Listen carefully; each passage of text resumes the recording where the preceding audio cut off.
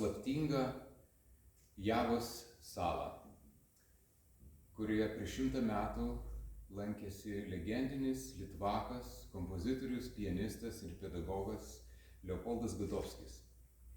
Įkvėptas šios salos grožio ir kultūrinio palikimo, jis sukūrė 12 pjesių siuitą ir pavadino Javos siuita, kurią pirmą kartą atliksiu Lietuvoje šį sekmadienį, Liepos 20 dieną, 16 val. Paliesiaus dvare. Maloniai kviečiu.